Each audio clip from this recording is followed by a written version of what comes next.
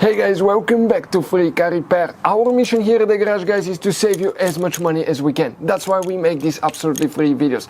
Let's go ahead and start on it now. So specifically, guys, okay, we're going to demonstrate right here on Ford F-150 2012 year model. You have two fuse boxes, guys. One is located under the hood right here. You can see in the engine bay above the radiator, and when you open that fuse box it looks like that. Now you have another one that's inside the vehicle, under the dash, under the glove box right here, guys, on the passenger side by that kick panel. You remove the cover there and you're going to have a fuse box that looks just like that. So if you need to find the fuse for the front and rear power windows, guys, okay, stay with us and we're going to explain now which specific fuses we need to check. But before we start, let's explain why it's always a good idea to test fuses and relays so you don't waste your money and time.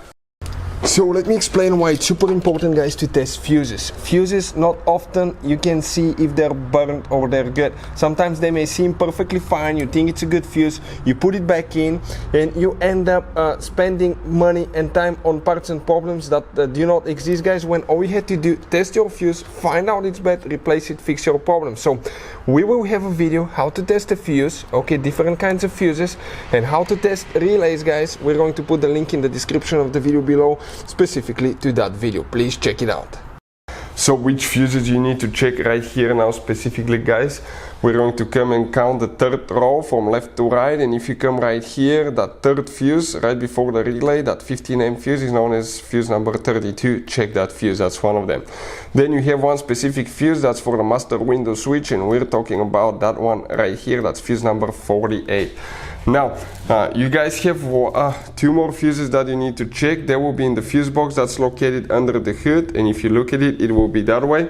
For the front left window, you will have fuse number F1 right here, and then you have fuse number F3 right there, guys. So all those four fuses need to be checked for the power windows.